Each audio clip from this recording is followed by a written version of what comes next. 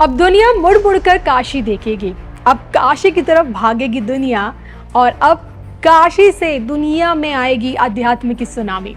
नमस्कार, मैं हूं आपके साथ कविता राणा। शिव के त्रिशूल पर टिकी काशी और काशी की आध्यात्मिक दुनिया किसी से छिपी नहीं है, क्योंकि यहाँ जो आया है ना, उसने खुद को धन्य पाया है।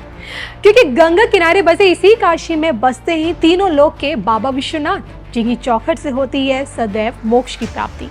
यूं तो देखिए, कॉरिडोर बन जाने से काशी की पुरानी रौनक वापस लौट आई है, लेकिन इसी रौनक से काशी सदैव गुलजार रहे, इसके लिए 100 करोड़ की लागत से कुछ ऐसा बनने जा रहा है, जिसके चलते पीएम मोदी के इसी संसदीय क्षेत्र को पूरी की पूरी दुनिया अब वाकई में मुड़ मुड़ कर देखने वाली है। और इसी पर देखिए आज की ये सबसे स्पेशल रिपोर्ट। अब काशी की तरफ दौड़ेगी दुनिया। अब काशी से गूंजेगा हर हर महादेव। अब काशी से विराट शिवलिंग के दर्शन। देखिए सिर्फ धर्म ज्ञान पर। नामुमकिन को मुमकिन कर दिखाने वाले प्रधानमंत्री नरेंद्र मोदी इकलौते ऐसे सपनों के सौदागर हैं, जो ख्वाब दिखाने के साथ साथ उसे हकीकत में तब्दील करने की एक गजब की ताकत रखते हैं। बैक टू बैक मिली ऐतिहासिक जीत के दम पर आज भारत के किंग बने हुए हैं। सोचिए, गुजरात से आने वाले पीएम मोदी की इस वक्त की कर्म भूमि भी काशी बनी हुई है, और जिस कारण उनके सपनों की काशी दिनों दिन संवर भी रही है।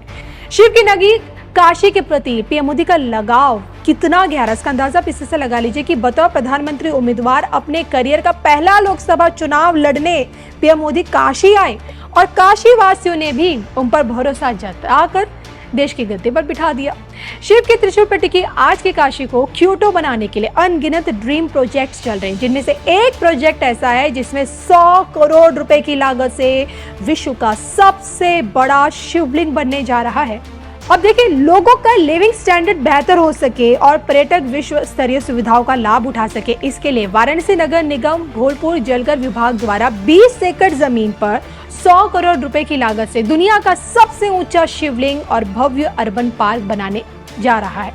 इस पार्क की देखिए सबसे बड़ी खासियत ये होगी कि 130 फीट ऊंचा विश्व का सबसे भव्य शिवलिंग जो यहाँ पे पूरी तरह से स्थापित होगा, और जो कि इस अर्बन पार्क को शिव थीम पर बनाया जाएगा, डेवलप किया जाएगा, और इसलिए विशाल शिवलिंग के चारों तरफ एक बड़ा ही शानदार पाथवे बनाया जाएगा। उसके ऊपर से लेजर शो की व्यवस्था भी की जाएगी, ताकि यहाँ आने वाले लोगों को हर चीज अपनी तरफ लुभाए।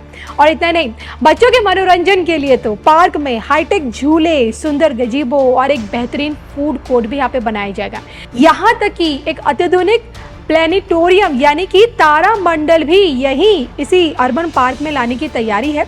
इसके अलावा इस अर्बन पार्क को जो चीज दूसरे पार्क से अलग बनाएगी वो है काशी की विभूतियों का म्यूजियम और ओपन आर्ट गैलरी। जी हाँ, इस म्यूजियम में काशी के पद्म अवार्ड कलाकारों और देश की महान विभूतियों की विस्तृत जानकारी को प्रदर्शित किया जाएगा। 100 बात की देखिए एक के बाद निकलकर ये सामने आती है कि काशी के इस अर्बन पार्क को इस तरह से डेवलप किया जाएगा, यानी कि बनाया जाएगा, ताकि दुनिया इसकी एक झलक पाने के लिए पागल हो जाए। 20 एकड़ पर भव्य शिव थीम पर बना पार्क और उसमें 130 फीट ऊंचा विश्व का सबसे भव्य शिवलिंग। हकीकत में इसे तब्दील होने में 6 से 8 महीने तो लगने वाले हैं। फिलहाल तो देखिए टेंडर जारी हो चुके हैं, और इस खबर पर आपका क्या कुछ कहना है, कमेंट करके बताइएगा जरूर। साथियों, आज आपके बीच आया हूं तो एक सुखद खबर आई है।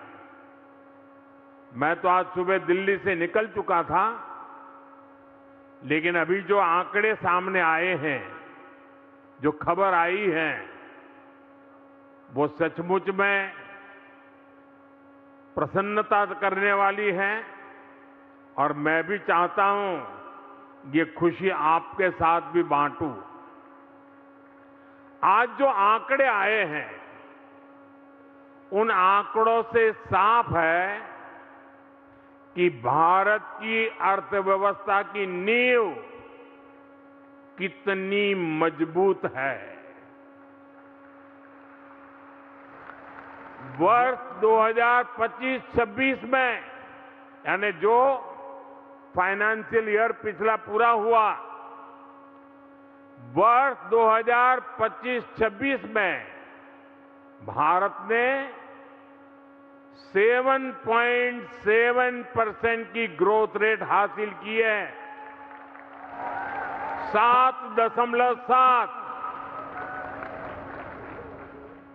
और पिछला क्वार्टर जो 31 मार्च को खत्म हुआ, उसमें भी भारत की ग्रोथ 7.8% रही है, 7.8। और ये दुनिया में तेज गति से आगे बढ़ने वाली बड़ी इकोनॉमी है। हर भारतीय को गर्व हो, ये है उसकी गति।